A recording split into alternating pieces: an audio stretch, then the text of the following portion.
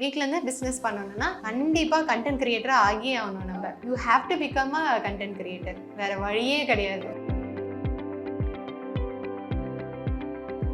நான் வந்து சாஃப்ட்வேர் இன்ஜினியராக 8 இயர்ஸ் ஒர்க் பண்ணிகிட்டு இருந்தேன். ஸோ என் பையன் பிறந்ததுக்கப்புறம் அவனுக்கு ஒரு 1.5 வயசு இருக்கிற போது கொஞ்சம் ஸ்பீச் டிலே அப்படின்னு வந்து தெரிஞ்சுது. அப்போ வந்து நிறைய டாக்டர்ஸ் நிறைய சஜஸ்ட் பண்ணாங்க. பட் எல்லாருமே காமனாக சஜஸ்ட் பண்ண ஒரு விஷயம் என்னன்னு பார்த்தீங்கன்னா,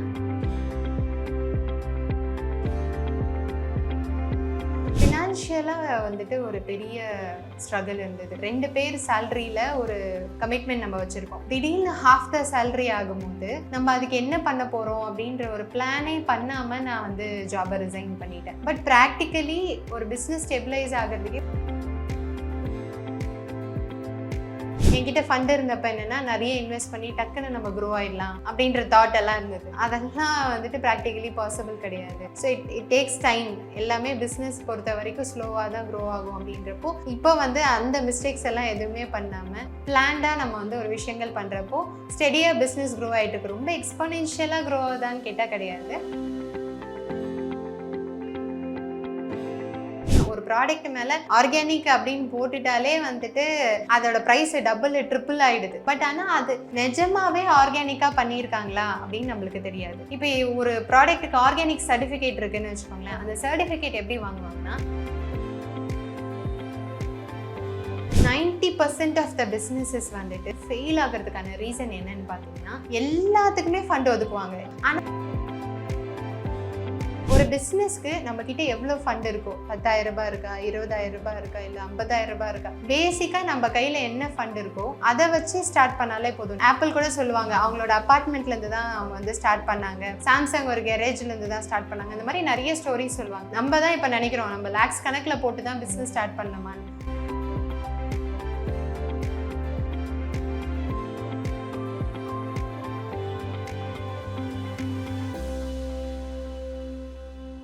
டிஎம்என்ஏக்களுக்கு வணக்கம். நான் உங்க ஸ்வேதா. இன்னைக்கு நம்ம கூட இருக்க கெஸ்ட் யாருன்னு அப்படின்னு பார்த்தீங்கன்னா, பைட்ஸ் காட் ஹெல்தி ஃபுட்ஸோட ஃபவுண்டர் ரேவதி மேம் தான் இருக்காங்க.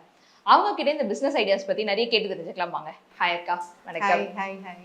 எப்படி இருக்கீங்க? ரொம்ப நல்லா இருக்கேன். நீங்க எப்படி? சூப்பரா இருக்கேன் அக்கா. வந்த போதே ஒரு நல்ல வைப் இருந்துச்சு உள்ள. ஏன்னா மேலே வரும்போது அந்த ஸ்மெல்லே வந்து செம்மையா இருந்துச்சு.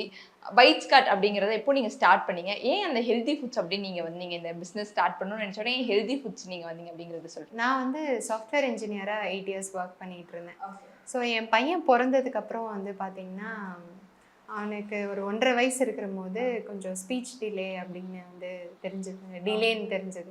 அப்போ வந்து நிறைய டாக்டர்ஸ் நிறைய சஜஸ்ட் பண்ணாங்க. பட் எல்லாருமே காமனாக சஜஸ்ட் பண்ண ஒரு விஷயம் என்னன்னு பார்த்தீங்கன்னா, நேச்சுரலான ஃபுட்டு கொடுக்கணும், கலரு, ப்ரிசர்வேட்டிவ்ஸு, எந்த ஆர்டிஃபிஷியல் இன்க்ரீடியன்ஸுமே இல்லாத ஃபுட் ஐட்டம்ஸ் கொடுக்கணும் அப்படின்றது தான் பேசிக்காக எல்லாருமே சொன்னது.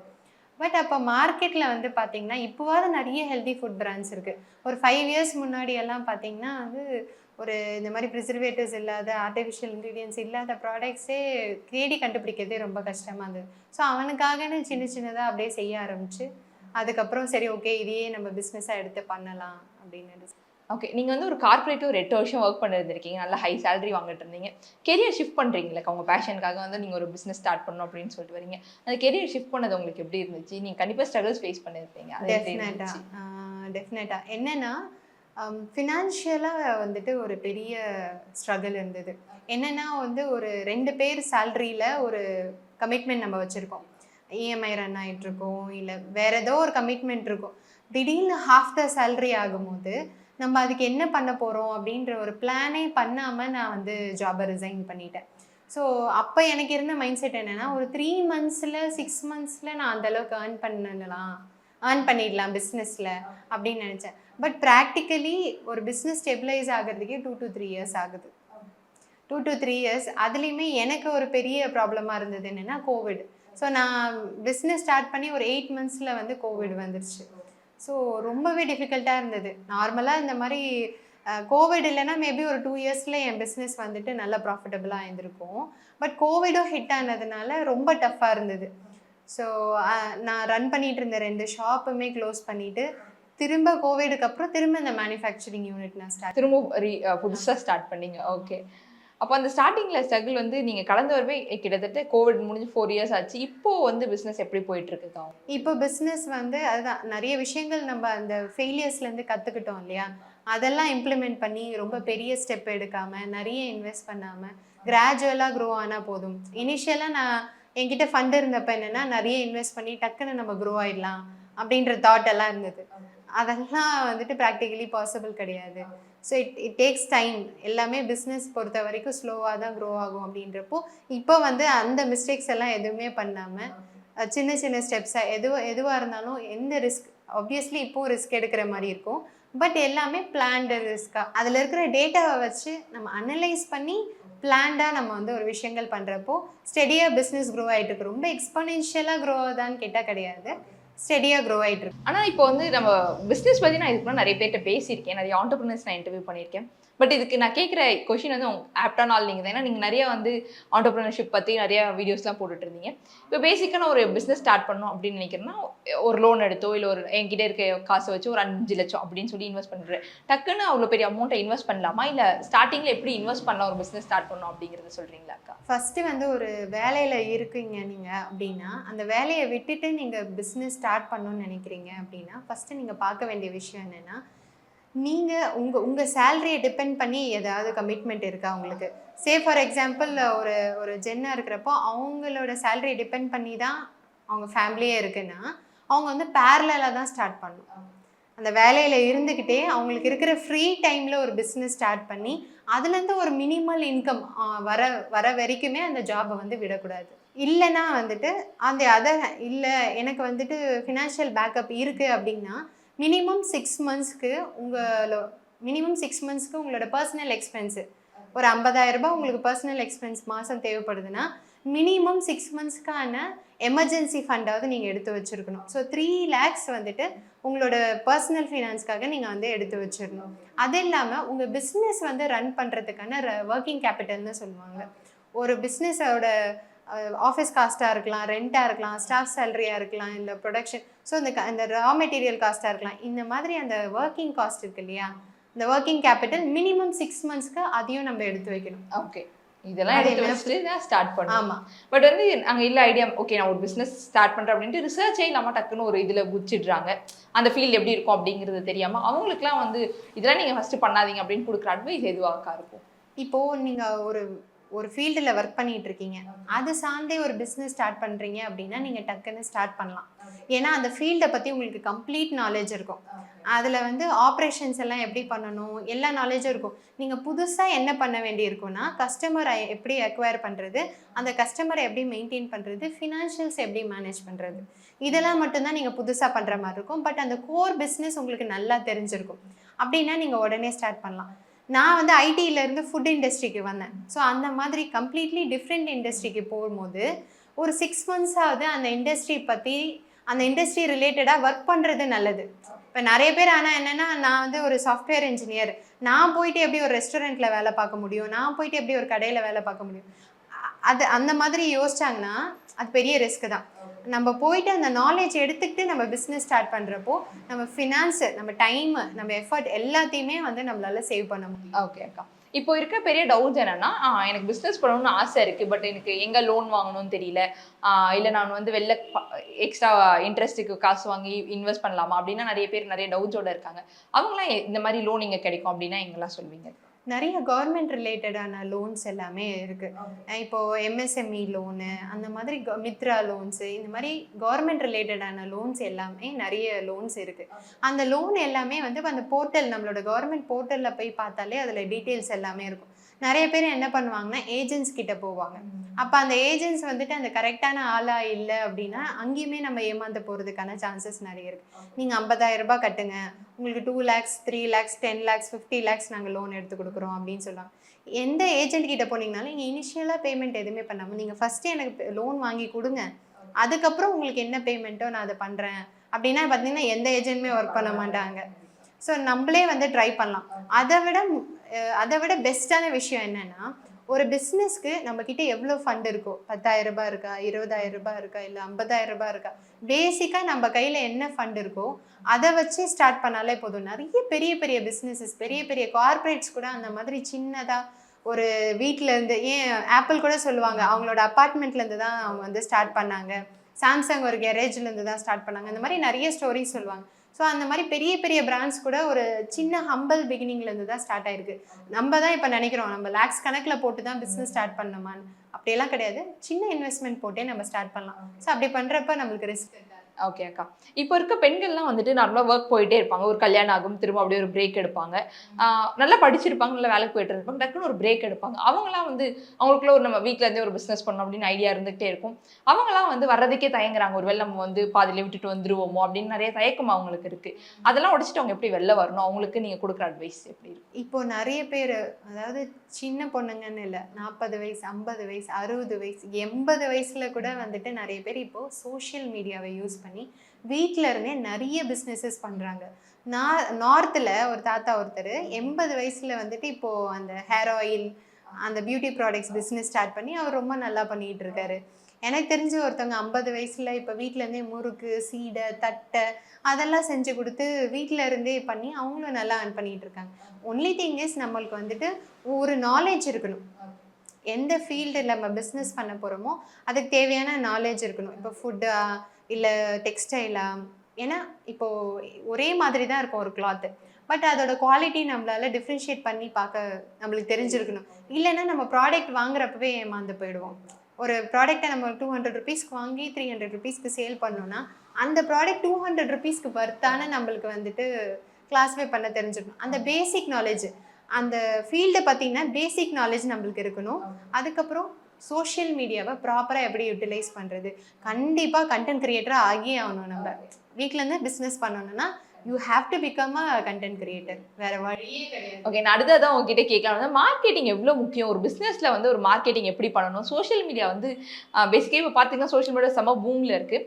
அது எப்படி யூஸ் பண்ணணும் அப்படின்னு சொல்லி தரீங்களாக்கா? 90% ஆஃப் த பிஸ்னஸஸ் வந்துட்டு சின்ன சின்ன பிஸ்னஸஸ் வந்துட்டு ஃபெயில் ஆகிறதுக்கான ரீசன் என்னன்னு பார்த்தீங்கன்னா மார்க்கெட்டிங் ப்ராப்பராக பண்ண மாட்டாங்க.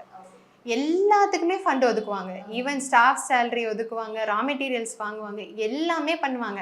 ஆனால் மார்க்கெட்டிங்க்குன்னு மட்டும் ஒரு ஃபண்டே ஒதுக்க மாட்டாங்க. கேட்டால் நான் பிஸ்னஸ் ரன் பண்ணுறதுக்கே காசு இல்லை, இதில் எங்கேருந்து நான் வந்து மார்க்கெட்டிங் பண்ணுறது அப்படின்னு சொல்லுவாங்க. பட் மார்க்கெட்டிங்ன்றது ரொம்ப ரொம்ப இம்பார்ட்டண்ட்டான விஷயம். நம்ம ப்ராடக்ட் எவ்வளோதான் நல்ல ப்ராடக்டாக இருந்தாலும் அது 4 பேருக்கு தெரிஞ்சால் தானே அதை வாங்குவாங்க.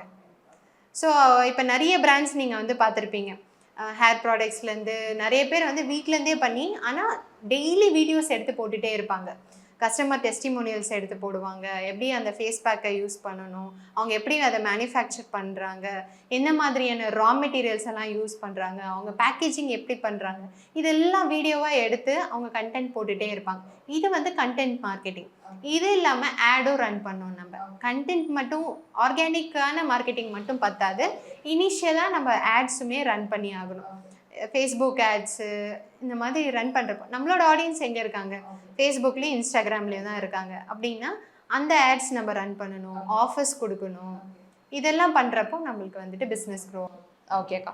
இப்போ இருக்க இந்த இந்த காலகட்டத்தில் பார்த்தீங்கன்னா அது சமீபத்தில் ஒரு வருஷமா வந்து ரொம்ப ஆர்கானிக் வந்து ரொம்ப பூமில் இருக்குது. எப்படி பார்த்தீங்கன்னா ஆர்கானிக் ஹேர் ஆயில் இருக்கட்டும், பாட்டி செய்கிற ஹேர் ஆயில் அப்படி இருக்கட்டும், ஹெல்தி ஃபுட்ஸாக இருக்கட்டும், இதெல்லாமே நிறைய பேர் ஆர்கானிக்கை தேடி ஓட ஆரம்பிச்சிருக்காங்க. அதை நீங்கள் எப்படி பார்க்குறீங்க? ஆக்சுவலாக இந்த ஆர்கானிக் வந்து உண்மைதானே, நிறைய இடத்துல ஸ்கேமும் நடந்துகிட்டு இருக்கு, அதை நீங்கள் எப்படி பார்க்குறீங்கன்னு சொல்லி. ஓகே, ஆர்கானிக்ன்ற ஒரு விஷயம் இருக்கு இல்லையா, அந்த ஆர்கானிக்னு ஒரு ப்ராடக்ட் மேலே ஆர்கானிக் அப்படின்னு போட்டுட்டாலே வந்துட்டு அதோட ப்ரைஸ் டபுள் ட்ரிபிள் ஆகிடுது. ஓகேங்களா? பட் ஆனால் அது நிஜமாவே ஆர்கானிக்காக பண்ணியிருக்காங்களா அப்படின்னு நம்மளுக்கு தெரியாது. இப்போ ஒரு ப்ராடக்ட்டுக்கு ஆர்கானிக் சர்டிஃபிகேட் இருக்குன்னு வச்சுக்கோங்களேன். அந்த சர்டிஃபிகேட் எப்படி வாங்குவாங்கன்னா, ஒரு வாட்டி அந்த ப்ராடக்டை மேனுஃபேக்சர் பண்ணிவிட்டு அதை லேபில் கொடுத்து அதை டெஸ்ட் பண்ணி அதை ஆர்கானிக்னு வாங்குவாங்க. பட் எவ்ரி டைம் அதே மாதிரி தான் பண்ணுறாங்களான்னு நம்மளுக்கு தெரியாது. மேபி சில சர்டிஃபிகேஷன்ஸ் எல்லாம் சொல்லுவாங்க 3 months ஒன்ஸ் நீங்கள் வந்து சாம்பிள் அனுப்பணும். ஓகே, 3 months ஒன்ஸ் மட்டும் நான் ஆர்கானிக்காக பண்ணேன்னா, இப்போ ஒரு கடலை மிட்டாயின்னு எடுத்துக்கிட்டிங்கன்னா அந்த வேர்க்கடலை விளையிறது, அந்த வேர்க்கடலை விளையிறதுக்கு பூச்சி மருந்து அடிச்சிருக்காங்களா இல்லையா அப்படின்னு சோர்ஸ் அளவுக்கு நம்மளால போய் பார்க்க முடியாது இல்லையா. இப்போ நான் வந்து ஒரு வீட்டில இருந்து நான் கடலை மிட்டாய் செஞ்சு சேல்ஸ் பண்ணுறேன் அப்படின்னா, நான் வந்து அது ஆர்கானிக் ஃபார்ம்லேருந்து வாங்கினாலுமே அவங்க ஆர்கானிக்காக ஆக்சுவலி அதை ப்ரொடியூஸ் பண்ணுறாங்களான்னு நம்மளுக்கு தெரியாது. அதில் ஏதாவது ஃபெர்டிலைசர்ஸோ பெஸ்டிசைட்ஸோ அவங்க யூஸ் பண்ணுறாங்களான்னு நம்மளுக்கு தெரியாது. ஸோ எந்த ஒரு ப்ராடக்ட்டுமே 100% ஆர்கானிக்னு டிஃபைனே பண்ண முடியாது. I would rather say a cleaner ப்ராடக்ட்னு சொல்லுவேன். கிளீனர் ப்ராடக்ட்ஸ்னால் என்னென்னா அடிட்டிவ்ஸ் இல்லாமல் கெமிக்கல்ஸ் இல்லாமல். இப்போ ஸ்கின் கேர் ப்ராடக்ட்ஸ்னால் இப்போ ஸ்கின்னுக்கு இதெல்லாம் ரொம்ப கெடுதலான விஷயங்கள்னு இருக்கு இல்லையா, இந்த பேரபன்ஸ் இருக்கக்கூடாது, சல்ஃபர் இருக்கக்கூடாது, அந்த மாதிரி கிளீனர் ப்ராடக்ட்ஸாக நம்ம செலக்ட் பண்ணலாமே தவிர இந்த ஆர்கானிக்ன்ற டேர்ம் மேலே எனக்கு பெருசாக நம்பிக்கை இல்லை. ஓகே அக்கா. அண்ட் அந்த ஹேர் ஆயில்ஸ்லாம் கூட வந்து நிறைய வந்து இப்போ நான் நிறைய பார்த்துட்டு வந்துட்டு இருக்கேன். நிறைய வந்து செல் பண்ணிட்டு இருக்காங்க. வீட்டில் செய்கிற எண்ணெய் இது வந்து நிறைய முடி வளரும் அப்படி இப்படின்னு அவங்க கொடுக்குற ஆட்ஸ் வந்து ரொம்ப டிஃப்ரெண்ட்டாக இருக்குது. அதெல்லாம் நீங்கள் எப்படி பார்க்குறீங்க? அப்படி தான் பிஸ்னஸ் பண்ணி ஆகணுமா இல்லை அவ்வளோ அளவுக்கு நம்ம போக வேண்டாம் அப்படின்னு நினைக்கிறீங்க? நம்ம வந்து வேல்யூ கொடுக்கணும். நீங்கள் சொல்கிறது வந்து ரொம்ப சேல்ஸ் பண்ணுறது. இன்ஸ்டெட் வந்துட்டு வேல்யூ கொடுக்கணும். நம்ம ஒரு நம்மளுக்கு ஒரு செட் ஆஃப் கஸ்டமர்ஸ் வரணும்னா ஃபஸ்ட்டு அவங்களுக்கு வந்து வேல்யூ கொடுக்கணும். வேல்யூனா என்னென்னா, இப்போ அவங்களோட ப்ராப்ளம் என்ன, ஹேர் ஃபால் தான் அவங்களோட ப்ராப்ளம்னா நேச்சுரலாக ஹேர் ஃபாலை ரெடியூஸ் பண்ணுறதுக்கு என்னென்னலாம் பண்ணலாம். ஒரு ஹேர் ஃபால் ஆகுதுன்னா அதுக்கு பேசிக்கான ரீசன்ஸ் இருக்கும். உங்களுக்கு ஹேர் ஃபால் ஆகிறதுக்கு வேறு ரீசன் இருக்கும், எனக்கு வேறு ரீசன் இருக்கும். நீங்கள் வந்து பொல்யூஷன்னால மேபி உங்களுக்கு ஆகலாம், எனக்கு ஹார்மோனல் சேஞ்சஸ்னால ஆகலாம். இந்த பேஸை நம்ம தெரிஞ்சுக்காம எல்லாரும் அதே ஆயிலை யூஸ் பண்ணோன்னா ரிசல்ட் இருக்காது இல்லை. ஸோ அந்த பேஸை தெரிஞ்சுக்கணுன்னா அவங்களுக்கு அதை கஸ்டமர்ஸ்க்கு அவங்க எஜுகேட் பண்ணணும். ஃபஸ்ட்டு அதுக்கு அவங்களுக்கு நாலேஜ் இருக்கணும். எல்லா ஆயிலுமே எல்லா ஃபுட் ப்ராடக்ட்டுமே எல்லாருக்கும் செட் ஆகாது. அதே மாதிரி எல்லா ஆயில்ஸ் எல்லா பியூட்டி ப்ராடக்ட்ஸுமே எல்லாருக்கும் செட் ஆகாது. யாருக்கு எதை கொடுக்கலான்னு நம்ம தெரிஞ்சுக்கணுன்னா அந்த ஃபீல்டை பற்றி நம்மளுக்கு நாலேஜ் இருக்கணும். ஸோ ஹேர் ஃபால் எதனால ஆகுது, ஸோ அதை எப்படியெல்லாம் அவாய்ட் பண்ணலாம் அப்படின்னு நீங்கள் டிப்ஸ் கொடுத்துட்டே இருக்கிறப்போ உங்களுக்கு ஒரு வேல்யூபிள் செட் ஆஃப் கஸ்டமர்ஸ் வருவாங்க. அந்த வேல்யூபிள் செட் ஆஃப் கஸ்டமர்ஸை நீங்கள் வந்துட்டு எல்லாருக்கும் ஒரே ப்ராடக்ட் கொடுக்காம அவங்களோட ப்ராப்ளம் என்னன்னு கிளியராக புரிஞ்சுக்கிட்டு அதுக்கான கஸ்டமைஸ்டான ப்ராடக்ட் கொடுக்குறப்போ ஸோ கஸ்டமர்ஸும் வந்துட்டு உங்கள் மேலே ட்ரஸ்ட்டும் இருக்கும், ப்ராடக்ட்டும் சேல்ஸ் ஆகும். அது இல்லாமல் வந்துட்டு நான் இது வீட்டில் செய்கிறேன்னு நம்ம வந்து சேல்ஸ் பண்ணிகிட்டே இருந்தோம்னா இப்போல்லாம் வந்து இன்ஸ்டாகிராம் ஓப்பன் பண்ணாலே நிறைய அந்த மாதிரி பிஸ்னஸ் ஐட்டம்ஸ் தான் வருது. பேக்கிங்காக இருக்கட்டும், இல்லை ஒரு வீட்டிலே பண்ணுறோம் ஹோம்மேட் ப்ராடக்ட்ஸாக இருக்கட்டும், நிறைய வந்து எல்லாருமே பிஸ்னஸ் பண்ண ஆரம்பிச்சிருக்காங்க. அதை நீங்கள் எப்படி பார்க்குறீங்கக்கா? அவங்களுக்கு வந்து மெயினான ஒரு ப்ரொஃபஷன் ஒன்று இருக்கும், சைடில் கூட ஒரு சின்ன பிஸ்னஸ் பண்ண ஸ்டார்ட் பண்ணியிருக்காங்க. அந்த சேஞ்ச் எப்படி பார்க்குறீங்க? அது வந்து ஒரு நல்ல விஷயம் அந்த மாதிரி தான் நான் பார்க்குறேன். ஏன்னா முன்னாடியெல்லாம் வந்து பார்த்தீங்கன்னா நீங்கள் வந்து ஒரு பேக்கரி ப்ராடக்ட் வாங்கணுன்னா ஒரு பெரிய பெரிய செயின் ஆஃப் பேக்கர்ஸ் கிட்ட தான் போவோம். அவங்க எந்த அளவுக்கு ஹைஜீனிக்காக பண்ணுறாங்கன்னு நம்மளுக்கு தெரியாது. அவங்க வந்துட்டு எந்த அளவுக்கு அவங்க வந்து கமர்ஷியலாக ரொம்ப நிறைய ப்ரிசர்வேட்டிவ்ஸ் கலர்ஸ் அந்த மாதிரி யூஸ் பண்ணுவாங்க. இதே இந்த ஹோம் பேக்கர்ஸ் இருக்காங்க பாருங்களேன், அவங்கக்கிட்ட வாங்குறது கொஞ்சம் சேஃப் தான். ஏன்னா அவங்களுக்கு அந்த மாதிரி கெமிக்கல்ஸ் எல்லாம் எங்கே கிடைக்கும்னு கூட தெரியாது. ஸோ அதே மாதிரி வீட்டில் செய்கிறப்போ ரொம்ப க்ளீனாக செய்வாங்க. அந்த ரொம்ப மெஸ்ஸியாக அந்த மாதிரி அந்த யுட்டென்சில்ஸ் எல்லாம் வாஷ் பண்ணாமல் பண்ணுறது அந்த மாதிரி விஷயங்கள் எல்லாம் இருக்காது. ஸோ இந்த ஒரு அந்த ஷிஃப்ட்டு வந்திருக்கிறது நல்ல விஷயம்தான். But most of the time அந்த கஸ்டமர் ஆஸ்பெக்டில் தான் என்ன ஆகுதுன்னா, ஒரு பேக்கரி ப்ராடக்ட் ஒரு பேக்கரியில் கிடைக்கிற அந்த கேக்கோட இந்த வீட்டில் செய்கிற கேக்கை வந்து கம்பேர் பண்ணுவாங்க அந்த ப்ரைஸை, விச் இஸ் நாட் பாசிபிள். ஏன்னா அவங்க வந்து கமர்ஷியலாக வந்துட்டு ஒரு நாளைக்கு 100 கேக்கு 1000 கேக்குன்னு செய்கிறவங்க, இவங்க வந்து உங்களுக்காக டெடிக்கேட்டடாக ஸ்பெஷலைஸ்டாக செய்கிறதுக்கும் சேம் ப்ரைஸில் நீங்கள் எக்ஸ்பெக்ட் பண்ணக்கூடாது. இவங்க மச் க்ளீனர் அண்ட் நல்ல ப்ராடக்ட் கொடுக்குறாங்கன்றதை நம்ம அக்செப்ட் பண்ணிக்கணும். அதுக்கான மரியாதையும் நம்ம கொடுக்கணும்.